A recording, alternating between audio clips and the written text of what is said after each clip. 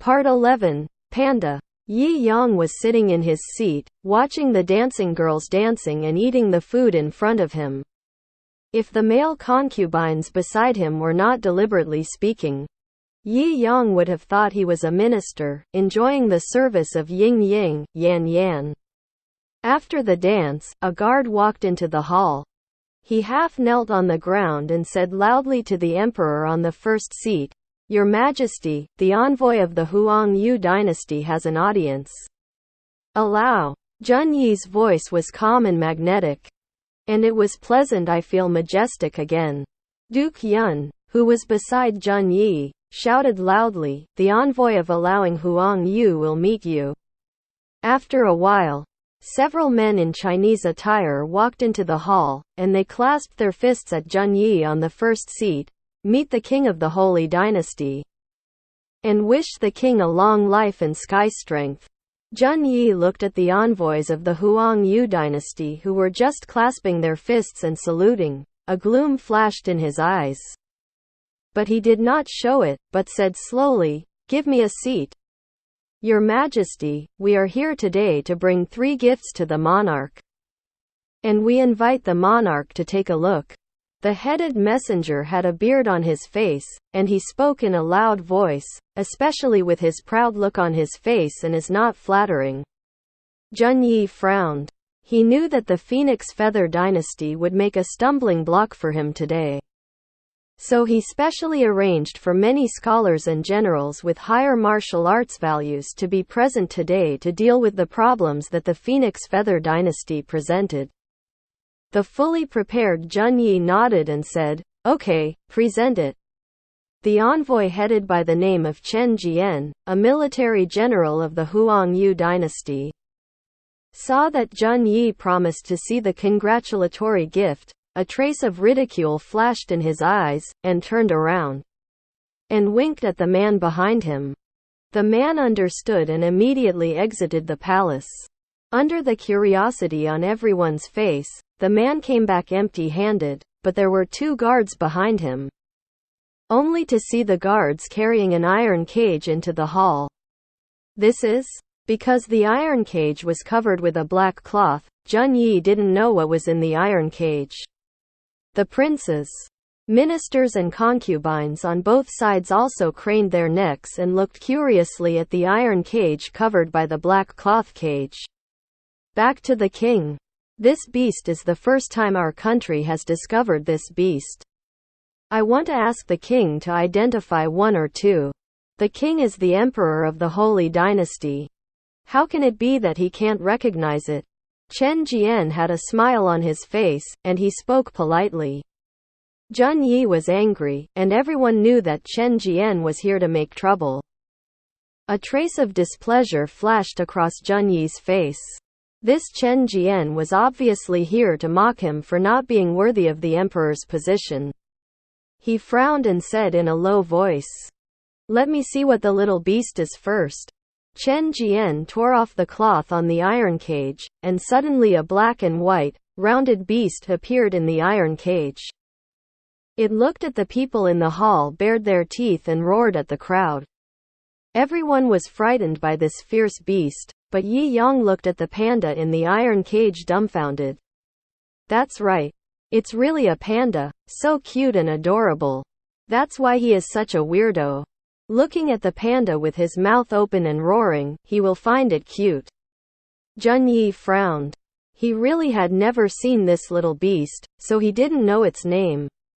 He looked at the princes and ministers on the left and right, and signaled to them that whoever knew what this thing was called, hurry up and say it. The princes and ministers have never seen a panda. How do they know what this thing is called? You look at me one by one, and I look at you. The atmosphere is particularly embarrassing. Seeing that no one in the Holy Dynasty knew what this little beast was called, Chen Jian showed a smug look on his face, and said sarcastically, "It seems that the monarch of your country is not the one chosen by heaven, and he doesn't even know the name of the divine beast bestowed by God." Everyone looked angrily at the several envoys of the Huang Dynasty. It turns out that the Holy Dynasty is nothing more than that. The envoys of Huang Yu laughed, causing all the people in the hall to look at these envoys with raised eyebrows. Yi Yang looked at the messengers jumping around in his own country, and he felt angry in his heart. He didn't know if he was angry, or was the original owner's patriotism at work. But no matter what the reason, Yi Yang is very angry now. After all, no matter how bad the country is, we are only allowed to complain about our own people. Which round will we get a foreigner to ridicule? Haha. Yi Yang sneered, instantly attracting everyone's attention. Everyone quickly heard the reputation and looked over, only to see Yi Yang holding the wine glass in one hand, and said with a look of disdain, "That's just because our Majesty is disdainful to answer. Do you really think we don't know what this guy is called?" Chen Jian smiled instead of being angry and said, "Oh, is that so?